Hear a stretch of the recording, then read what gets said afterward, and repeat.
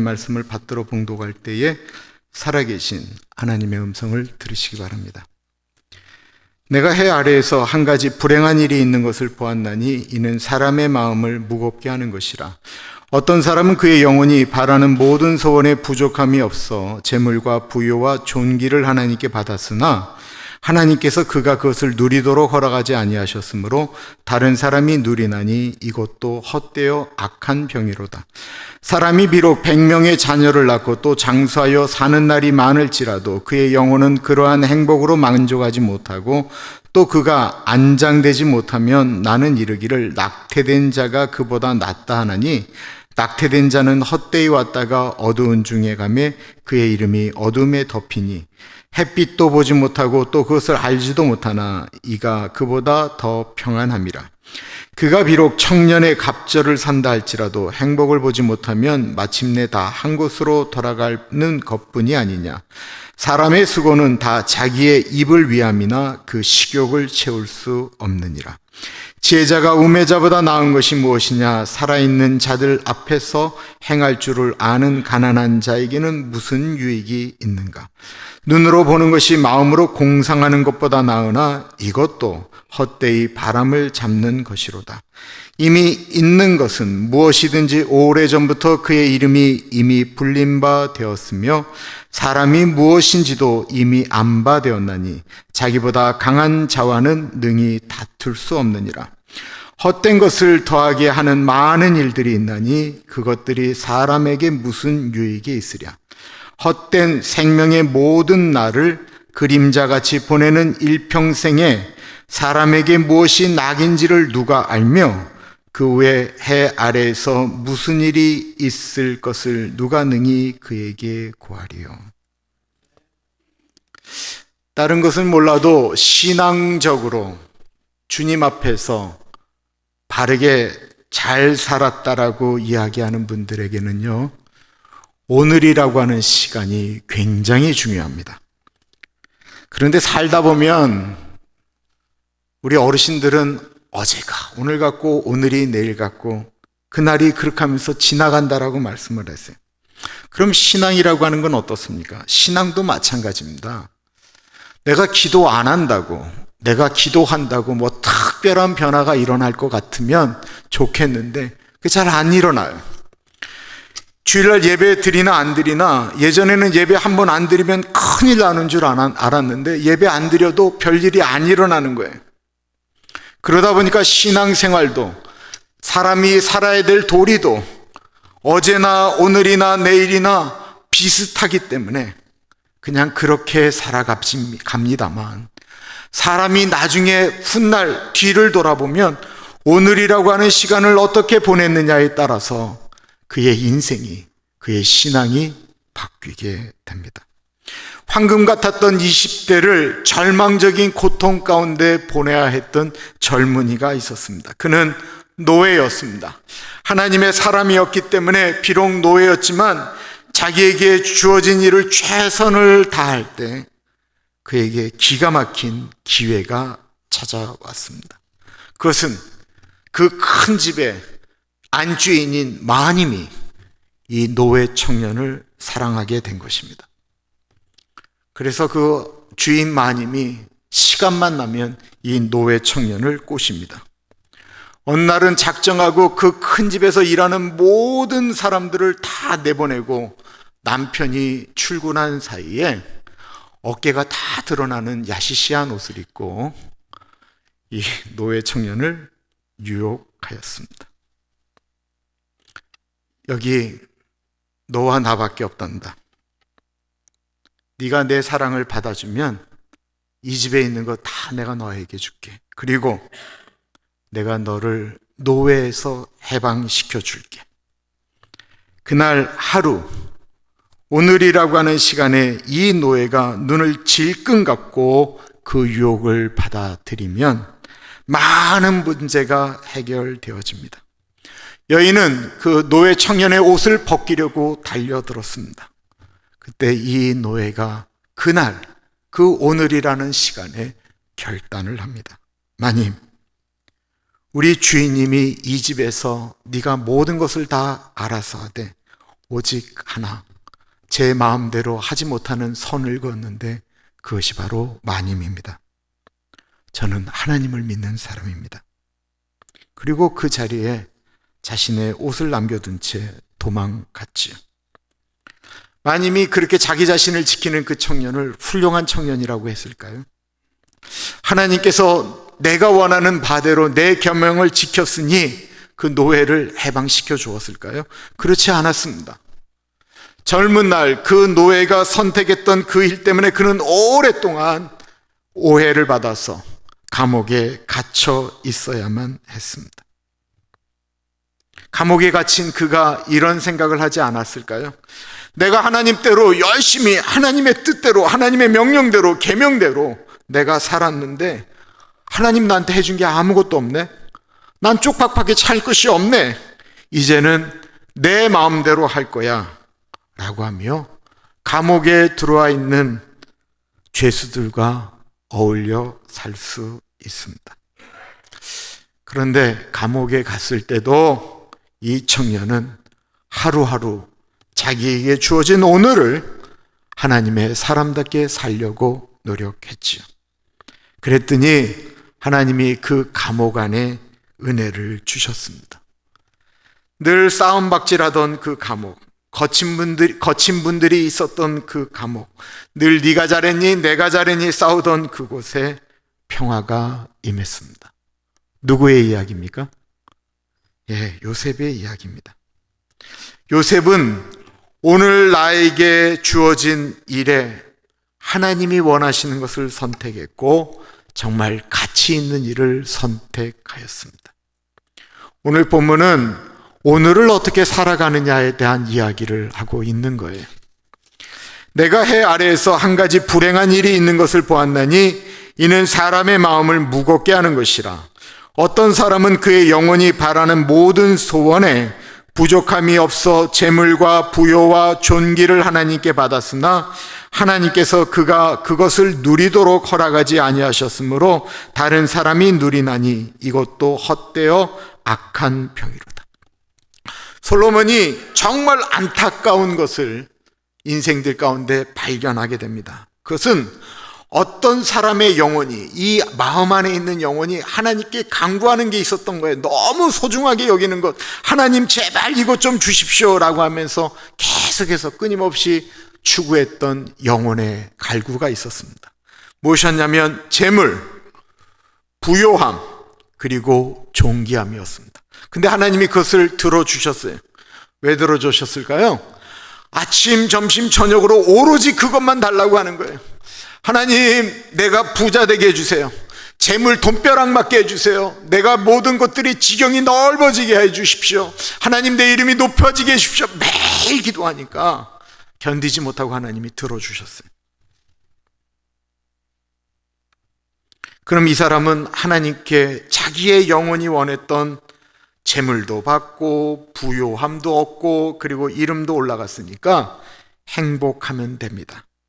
근데 이 사람이 참 불행했습니다. 왜 불행했을까요?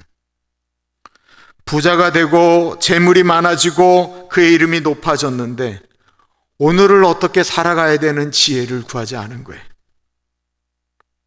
하나님이 그 부유함을 누릴 건강과 여유를 주지 않으셨어요. 돈이 많은데, 정말 이제는 셀 수 없을 정도로 돈이 많은데 먹을 수가 없는 거예요. 주인을 위해 종들이 산의 진미를 다 차립니다. 그러면 주인은 젓가락 깎고 한두 개 먹다가 상을 내려라 라고 이야기하면 종들은 계략이 있었거든요. 그리고는 상이 물리면 바로 종들이 달려들어서 그날 또 잔치를 벌리는 거예요. 그 다음 날은 종들이 원하는 것들을 잔뜩 요리를 해요. 그리고 주인에게 갖다 드리면 주인이 또 한두 점 먹다가 상을 물려라. 그러면 또 종들이 잔치를 벌리는 것입니다. 정말 기가 막힌 뷰. 저 태평양이 잘 보이는 곳에 집을 졌는데 너무 일이 많으니까 새벽에 나가서 밤에 들어와서는 그 집에서 그냥 잠만 자는 거예요. 그 집의 종업원들이 주인이 나가시면 청소 좀 하고 헤이즐로 커피를 내리고 창을 쫙 열고 마치 자기들의 집인 양 커피를 마십니다. 누구 집이에요? 그 종들의 집인 거예요. 부부가 죽을 만큼 고생하여 돈을 벌었습니다. 우리 은퇴한다면 꼭 여행 가자라고 이야기했는데 한 분이 암이 걸려 돌아가셨어요. 그 고생을 했는데, 그러고 난 다음에 자식들이 외로워하는 부모님 세 장가 보내주셔서 그렇게 모아둔 돈, 한 번도 그 돈을 모으는데 애쓰고 노력하지 않은 분이 그 아버지와 함께 평생을 쓰면서 가는 것입니다. 솔로몬이 이런 사람의 삶을 가리켜 1절에 불행한 삶이다라고 썼습니다. 부유함을 원하기는 했는데 오늘 그것을 어떻게 쓰며 살아가느냐를 고민하지 않았기 때문에 그렇습니다. 오늘을 살아가는 것은 하나님이 주시는 게 아니에요. 그거는 내가 선택하는 일입니다. 오늘을 소중하게 여기며 살았더라 한다면 그 삶이 왜 불행하겠어요? 짧게 살아도 가치 있는 삶이었을 것입니다. 예전에 우리 어른들은 노후 준비를 하지 않았습니다. 어른들의 노후 준비는 바로 자식이었습니다. 자식이 노후 대책이었습니다. 자식들이 부모의 노후를 책임졌기 때문에 자식이 많으면 많을수록 걱정하지 않았습니다. 1990년대 초반까지 한국의 노후 대책은 자식이었습니다.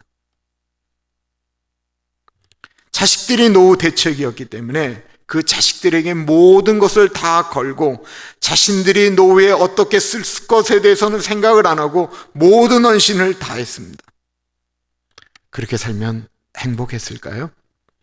사람이 비록 100명의 자녀를 낳고 또 장수하여 사는 날이 많을지라도 그의 영혼은 그러한 행복으로 만족하지 못하고 또 그가 안장되지 못하면 나는 이르기를 낙태된 자가 그보다 낫다 하나니 낙태된 자는 헛되이 왔다가 어두운 중에 가매 그의 이름이 어둠에 덮이니 햇빛도 보지 못하고 또 그것을 알지도 못하나 이는 그보다 더 평안함이라. 자식을 100명을 낳았다라고 이야기하니 이분이 얼마나 오래 사셨겠어요? 대략 200년을 살지 않았겠습니까? 그런데 100명을 낳는 그 자식들 중에 자기 마음대로 되는 자식이 몇 명이나 있었겠습니까? 전혀 그렇지 못한 것입니다. 문제 있는 자식이 100명 중에 10명이라고 그래도, 아니 5명이라고 그래도 그렇게 살아가는 노년의 삶이 얼마나 힘이 들었겠어요? 그런데도 불구하고 부모들은 그 자식을 자기가 원하는 방식대로 자신이 원하는 미래를 위하여 그 자신에게 오늘을 다 투자합니다. 이리 쓰고 애를 쓰고 애들에게 모든 것들을 다 보내면서 자기에게 주어진 오늘은 포기한다라는 것입니다. 아이가 공부를 안 하는데 그 억지로 공부시킨다고 아이가 공부하면 얼마나 좋겠어요? 우리가 그거 안 되는 거 지금까지 알고 있잖아요. 그런데 포기가 안 되는 거예요. 근데 아이도 죽을 지경이에요. 아이가 부모님을 사랑하지 않는 게 아니에요. 아이들도 부모를 사랑해서 나도 어떻게 보면 공부해보겠다고 의자에 앉았는데 5분이 지나면 줄이가 틀려지는 거예요. 그거 어떡하겠어요? 아이가 나쁜 게 아니에요. 안 되는 거예요. 안 되는 거. 아이도 불쌍하고 엄마도 불쌍하고 다 불쌍한 거예요. 그렇게 불쌍한 날로 시간이 지나가는 것입니다. 어느 날 한신대학교 그 교수님이신 정태기 목사님, 그 가정치유 3당자로 유명한 정태기 목사님의 이야기를 들었는데 무릎을 딱 쳤어요. 그것은 왜 자식들 때문에 오늘이라는 날짜를 그렇게 무너뜨리냐라고 하는 말씀이셨는데, 아이들이 중학교에 들어가서 고등학교를 졸업할 때까지 6년이죠. 날수로 따지면 2190일입니다. 그런데 그 2190일 동안 엄마 아빠들이 애들을 위해서 중학교 입학하면서부터 애들을 대학 보내는 날까지 2189일 동안 죽을 똥 고생을 하면서 오늘이라고 하는 것을 포기하고 살아요. 그러다 애가 대학을 갔어요. 그러면 그 하루 진짜 너무 행복하게 2189일에 대한 그 희생을 그 하루에 다 보상받는 거예요. 근데 이건 어리석다라고 이야기했습니다. 어떤 부모님은 2189일 동안 애를 그냥 내버려 두는 거예요. 애가 그냥 공부를 안 할 것 같으니까 그래, 네 인생 네가 살아라. 그러면서 애가 잘하는 것, 좋아하는 것들에 대해서 집중하고 자기 마음대로 부모님들이 지내다가 애가 대학에 떨어졌어요. 그러면 2189일 자기 마음대로 하루를 보내다가 그 마지막 하루를 슬퍼하는 거예요. 여러분 같으면 뭘 선택하시겠어요? 뭘 선택하시겠어요? 예?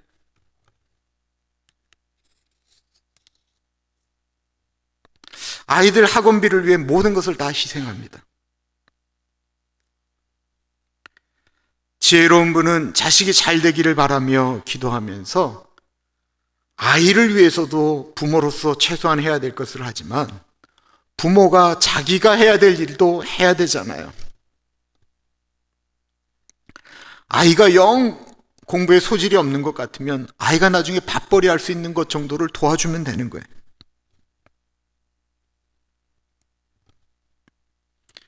자식을 오늘의 나의 행복으로 삼으니까 불행해지는 것입니다. 자식이 자기 마음대로 되지 않습니다. 차라리 뱃속에서 죽은 낙태한 아이들이 이런 삶을 살지 않았기 때문에 더 복되다라고 말하는 것입니다. 더 이상 자식은 우리의 노후 대책이 아닙니다. 젊은이 20, 30대에게 부모님의 노후 대책은 누가 책임져야 되느냐라고 설문을 던졌더니 그 친구들은 다 동일하게 이렇게 얘기했습니다. 국가가 책임져야 됩니다. 얼마나 오래 사느냐가 아니고 하루를 살더라도 어떻게 사느냐를 말하고 있는 것입니다. 사람의 욕심은 끝이 없습니다. 7절에 사람의 수고는 다 자기의 입을 위함이나 그 식욕은 채울 수 없느니라. 많은 분들이 모두 먹자고 하는 일이라고 말합니다. 맞는 말이죠. 그런데 먹자고 하는 자기의 입을 위함인데 식욕을 채울 수 없다라는 말이 무슨 말일까요? 짐승들은 배고프면 사냥을 합니다. 그리고 사냥을 하고 만약에 먹으면 배가 부르면 더 이상 먹는 일을 멈추죠. 꼼짝도 안 하려고 합니다. 배부른 사자 앞에 먹기 좋은 사슴이 아무리 뛰어놀아도 배부른 사자는 거들떠보지도 않습니다. 그런데 사람에게 만족이라고 하는 것이 있나요? 먹자고 하는 일인데 먹지도 못하고 언젠가는 먹을 거야, 그때는 제대로 먹을 거야 라고 얘기하면서 죽으라고 일을 합니다. 이만하면 되었지라고 하는 일이 있을 수가 없습니다. 나중에 먹을 것을 위해서 오늘 안 먹고 안 쓰고 수고하고 애씁니다.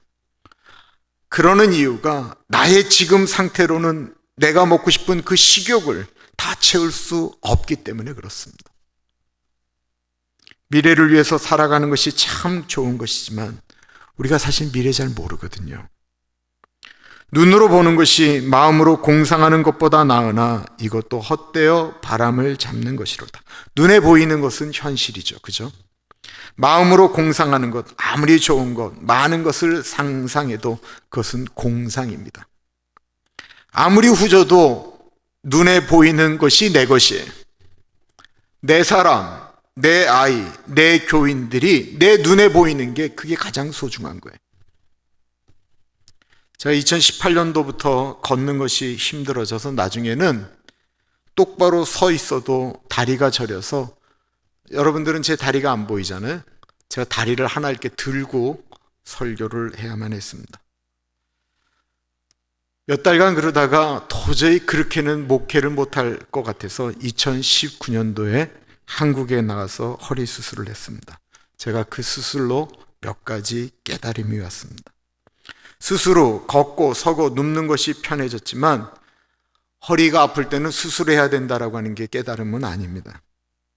첫 번째 깨달음이 옆에 있는 사람에 대한 소중함이었습니다. 저는 모든 것을 혼자 처리하는 습관이 있고 내가 나름대로 모든 것들을 계획해서 움직이는 사람이기 때문에 저는 우리 집사람이 소중함이라고 하는 것을 깊이 느껴본 적이 없습니다. 그리고 그때가 한 25년 살았기 때문에 이제는 좀 혼자도 좀 있고 싶었습니다. 그래서 한국에 혼자 가서 홀로 내가 수술을 하겠다라고 이야기했는데 처음에는 아내가 거기에 대해서 내 성질을 아니까 아무 말을 안 하고 있더니만 시간이 가까이 왔을 때 이렇게 말을 했습니다. 여러분들, 말을 할 때는 이해가 되도록 말을 해줘야 돼요. 당신이 혼자 가서 수술하고 내가 미국에 남아있으면 교인들이 당신과 나를 뭐라고 생각하겠어?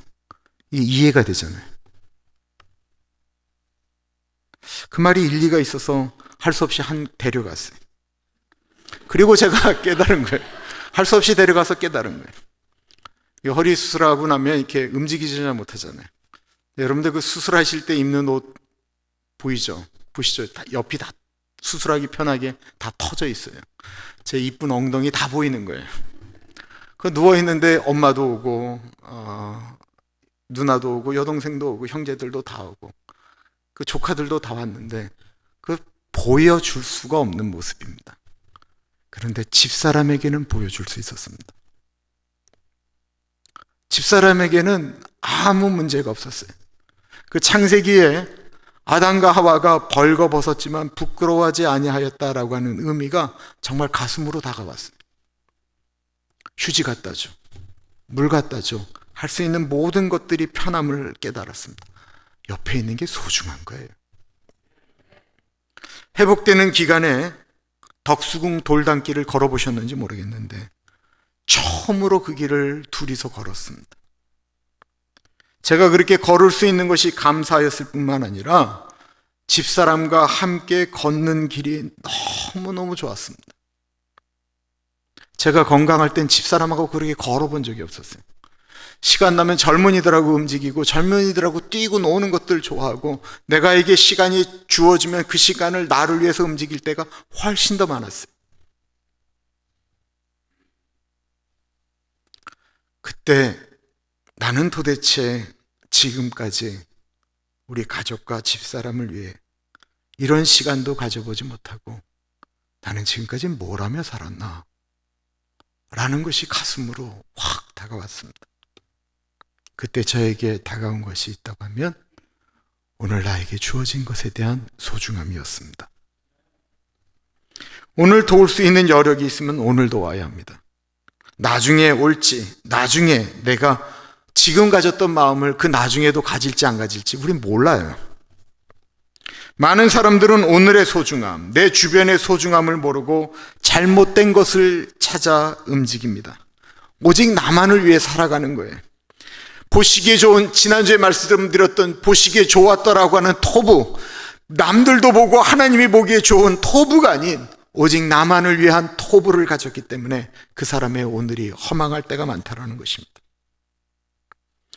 11절에 헛된 것을 더하게 하는 많은 일들이 있나니 그것들이 사람에게 무슨 유익이 있으랴. 헛된 것을 더하게 하는 날들, 하루하루의 삶에 가치 없는 일들을 남기는 것들, 그것을 12절은 헛된 생명의 모든 날들이라고 기록하고 있습니다. 헛된 생명의 모든 날을 그림자같이 보내는 일평생에 사람에게 무엇이 낙인지를 누가 알며 그 후에 해 아래에서 무슨 일이 있을 것을 누가 능히 그에게 구하리요. 헛된 것은 오늘이라는 그 귀중함을 소홀히 여기게 만들었다라는 것입니다. 오늘을 소홀히 여긴 날들이 점점 더 많아져서 뒤를 돌아보면 내가 도대체 무엇을 위하여 인생을 살았나 헛되게 느껴진다는 것입니다. 예수님이 십자가에 달려 돌아가실 때 두 명의 강도가 함께 매달렸습니다. 예수님을 비롯한 두 강도에게 이 세상에서 남겨져 있는 시간은 불과 몇 시간밖에 남지 않았습니다. 그 몇 시간이 지나면 이들에게는 다시는 오늘도 내일도 존재하지 않았습니다. 그때 한 강도가 그 소중한 오늘이라는 얼마 남지 않은 시간에 예수님을 저주하면서 이렇게 얘기합니다. 네가 하나님의 아들 예수거든, 네가 하나님의 아들이거든, 너와 나를 구원하여 보라. 그는 그렇게 그 오늘이라고 하는 시간을 날려버리고 말았습니다. 그런데 또 다른 강도는 그 남은 오늘이라는 시간이 너무 절박했습니다. 예수님, 당신의 나라에 임하실 때 제발 나를 좀 기억해 주십시오. 그때 예수님께서 그 강도에게 내가 진실로 진실로 내게 이르노니 오늘 네가 나와 함께 낙원에 있으리라. 강도가 선택한 것은 오늘이라고 하는 것에 대한 절박함이었습니다. 그 절박함이 강도를 구원했습니다. 삭개오가 예수님을 만나고 싶었습니다. 그의 삶에 공고함이 있었습니다. 고통이 있었습니다. 사람들의 손가락이 싫었어요. 그래서 예수님을 만나려고 했더니 수많은 사람들이 있는데 이 사람은 키가 작아서 예수님을 볼 수가 없어요. 그는 예수님을 만나든지 나중에 만나든지 선택을 해야 됐는데 삭개오는 그날 오늘이라고 하는 것을 선택했습니다. 수많은 사람들이 이 정도 하면 안 되면 우리 나중에라고 이야기하는데 삭개오에게는 나중을 생각할 수가 없었어요. 그래서 삭개오는 뽕나무 위로 올라갔습니다. 만약에 삭개오가 나중에 시간 날 때 다시 예수님을 만나지라고 이야기했다면 누가복음에 나오는 뽕나무 이야기는 없었을 것입니다. 예수님이 십자가에 달려 죽을 준비를 하실 때 막달라 마리아가 비싼 향유를 가지고 와서 예수님의 발에 붓고 눈물로 예수님의 발을 적시고 머리를 풀어서 닦을 때 제자들이, 특히 가룟 유다가 그 비싼 향유를 팔아 가난한 자들에게 주지 않고 어떻게 저렇게 허탄하게 낭비하느냐라고 이야기할 때 예수님은 그 향유가 부어졌던 그 오늘을 기억하며 말씀하셨습니다. 예수께서 이르시되 그를 가만두어 나의 장래할 날을 위하여 그것을 간직하게 하라. 가난한 자들은 항상 너희와 함께 있거니와 나는 항상 있지 아니하리라 하시니라. 예수님에게 막달라 마리아의 헌신이 있었던 그 오늘은 예수님이 잊지 못할 날이 되셨습니다. 우리는 어떻습니까? 루즈벨트 대통령이 유명한 말을 했죠. 어제는 역사라고 얘기했습니다. 지나갔으니까 역사죠. 그리고 미래는 미스테리라고 이야기했습니다. 왜? 미래에 무슨 일이 일어날지 우리가 아무도 모르기 때문에 거기에 대해서 우리가 추측할 수 있지만 어떤 일이 일어날지 우리가 아무도 몰라요. 우리가 운전하고 하다 그 다음날 무슨 일이 일어날지 우리가 누가 알겠어요? 그래서 루즈벨트는 오늘에 대한 이야기를 했는데 오늘은 선물이라고 얘기했어요. 저희 교회 삐뚤어졌던 종탑, 사가서 진짜 무너지기 일보 직전에 있는 종탑이 지금 똑바로 세워졌습니다. 일주일 공사하는 동안 일하시는 분이 그 종탑을 다시 세우는데 페인트 칠하고 다시 따는데 정말로 고생을 했습니다. 그리고 지난 금요일 마지막 외벽 페인트 공사를 하는데 마침 어느 집사님이 교회를 왔어요. 사장님이 일하시는 그 사장님이 걸어가는 방향이 이상하더랍니다. 그래서 물었더니 머리가 좀 어지럽다라는 거예요. 감각적으로 그 집사님이 느낀 거예요. 뇌졸중이 왔을지도 모르겠다. 그리고 저에게 전화를 하고는 목사님 상황이 이런데 모시고 병원에 가야 되겠다라는 거예요. 그래서 교회는 왜 왔냐고 그랬더니만 애들 픽업하러 가는 와중에 먼저 좀 교회를 좀 들렸다라는 거예요. 그래서 제가 그럼 아이들은 누가 픽업해? 라고 물었더니만 말이 정말 감동이었어요. 아이들은 나중에 픽업해도 되지만 먼저 이분을 모시고 병원으로 가야 될 것 같아. 그러면서 가까운 병원이 어디냐고 자꾸 묻는 거예요. 제가 마음이 그래도 걸려서 김동수 전사님에게 부탁해서 전도사님하고 권사님이 그분을 모시고 병원으로 갔어요. 이분이 서 있는 것도 서 있고 말하는 것도 할 수 있으니까 내가 조금 쉬면 괜찮다고 계속 병원을 안 간다고 하는데 억지로 데려간 거예요. 억지로. 가서도 응급실에서 사람들이 많이 기다리니까 나 그냥 집에 가겠다라고 자꾸만 얘기했는데도 그 시간에 이렇게 다 검사하도록 기다렸어요. 결국 검사를 했더니 머리에 핏줄이 터진 거예요. 근데 다행히 가서 지금 응급적인 조치를 다 했는데 어저께 그분의 아내에게서 밤 9시 한 10분쯤 전화가 왔어요. 교회에서 교인들이 빨리 조치를 취해줘서 살았습니다. 너무 감사합니다. 근데 이게 뭐 은혜로운 얘기 같지만 성경에 나오는 마치 강도 만난 이웃과 같다라는 생각 들지 않으세요? 어떤 사람이 자기 자식 기다리는데 빨리 그 자식들 픽업하러 가야지 그 사람 데리고 병원에 가겠다라고 이야기를 하겠어요. 이게 일반적으로 사람들에게는 그냥 그랬나 보다라고 하지만 이게 흔한 얘기가 아니잖아요. 그분이 데리고 있는 종업, 그 일하는 사람들이 없냐? 그 사람들 다 있었거든요.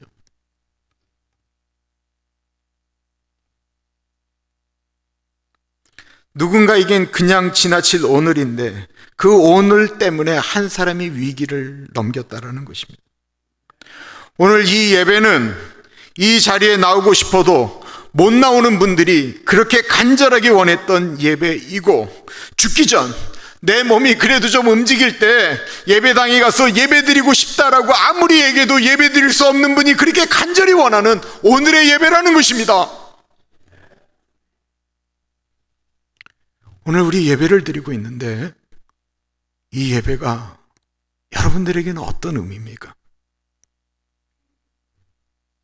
우리의 삶에 오늘이라고 하는 것은 어떤 의미를 가지고 눈을 뜨십니까? 우리는 어떤 오늘을 보내야 되겠습니까? 기도하겠습니다.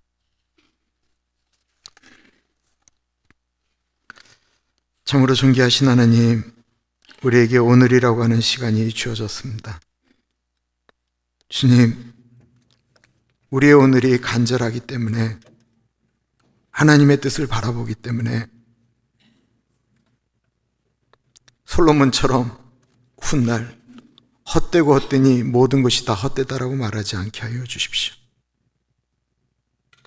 하나님, 내 주변에 있는 분들, 나에게 주어진 일들을 소중히 여기며 오늘을 하나님께 올려드리기를 기도합니다.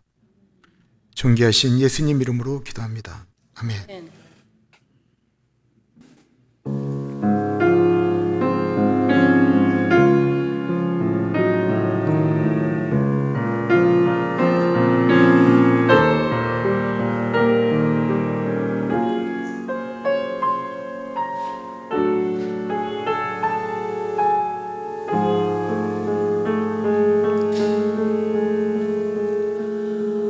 하나님 사랑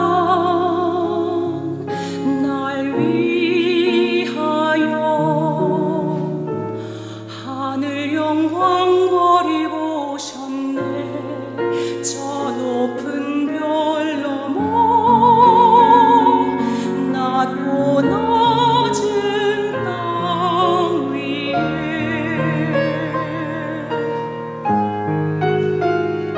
갈보리 언덕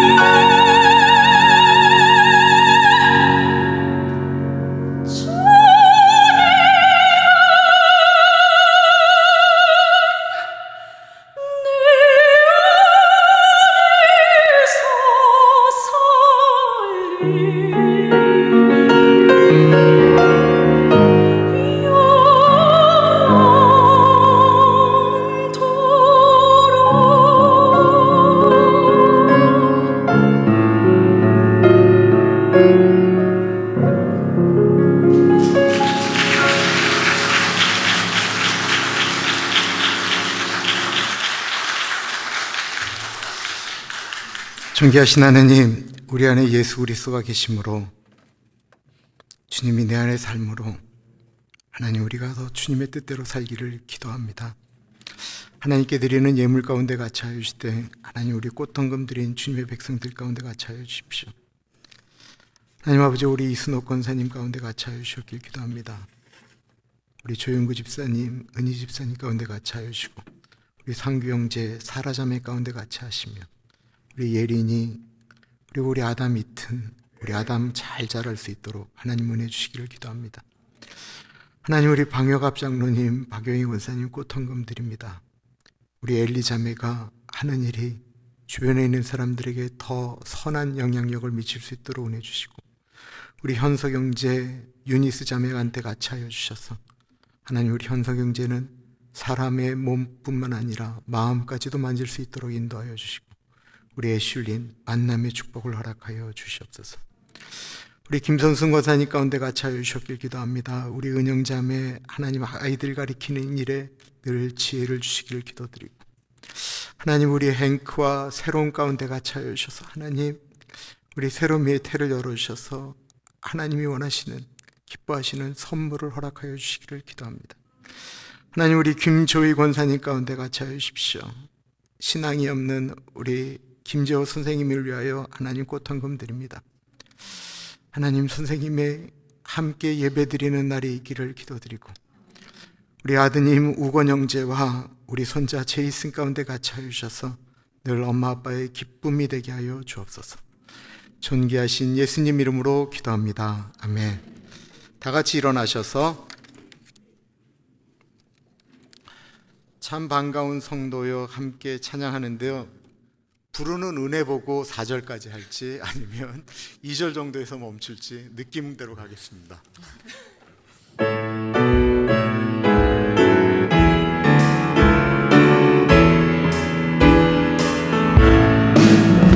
참 반가운 성도여 나 이리 와서 내 은혜 성 안에 가봅시다. 저 고요의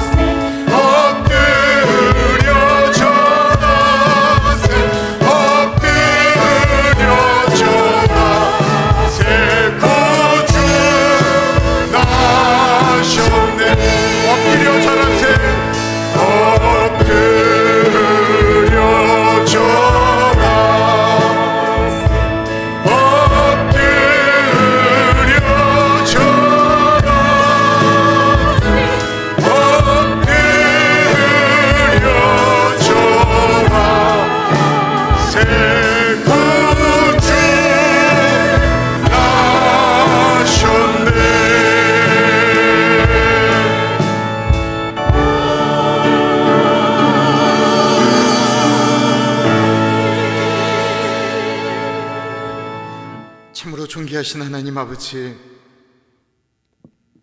하나님께서 아들 예수 그리스도를 이 땅에 보내심으로, 그 십자가에 달려 죽이심으로, 그 십자가의 은혜로 의롭지 못하지만 여전히 죄인인데도 의롭다 하시며 구원 얻게 하여 하신 하나님의 백성들이 주님을 기다립니다.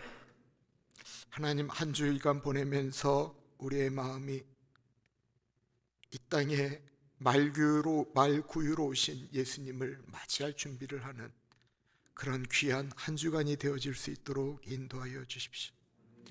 하나님, 우리의 마음을 비워 빈방 있냐라고 묻는 요셉의 이야기에 여기에 빈방이 있습니다, 여기에 주님을 모시겠습니다 라고 하는 마음이 우리 안에 넘치게 하여 주옵소서. 2000년 전에 오신 예수님, 너무 외롭게 오셨지만 아무도 예수님 맞이하는 사람이 없어서 그 지경에 밖에서 목자들이 자기 양을 칠 때 그 양들을 불러서 그 목자들을 불러서 예수님 영접하게 하셨는데, 하나님 아버지, 우리는 예수님 오심을 기다리며 살아가는 한 주간 되어질 수 있도록 하나님 인도하여 주옵소서. 우리 사랑하는 어르신들에게 같이하여 주셔서 하나님 아버지, 우리가 살아가는 동안 오늘이라고 하는 그 하루하루를 소중히 여기며 살아갈 수 있도록 은혜 나려 주시기를 기도합니다. 하나님, 우리 젊은이들이 일을 할 때 하나님 그 하루의 의미를 부여하며 무슨 일을 하든지 죽게 하듯 할 수 있는 은혜가 있을 수 있도록 하나님 인도하여 주옵소서. 하나님, 오늘 공동회의가 여러 개가 있습니다. 여전도에도 있고 남전도에 있고 다 있습니다. 하나님, 그곳에 하나님의 선한 뜻이 일어날 수 있도록 하나님 인도하여 주옵소서. 지금은 우리 주 예수 그리스도의 은혜와 우리를 너무나도 사랑하셔서 하나밖에 없는 아들을 넉넉하게 보내주신 하나님 아버지 그 크신 사랑하심과 성령 하나님의 감화감동 역사 충만 교통하심의 놀라운 은혜가 나에게 주어진 오늘을 허탄히 보내지 않겠습니다 다짐하는 사랑하는 주의 백성들 머리 위에 지금으로부터 영원토록 같이 하시길 간절히 축원하옵나이다. 아멘.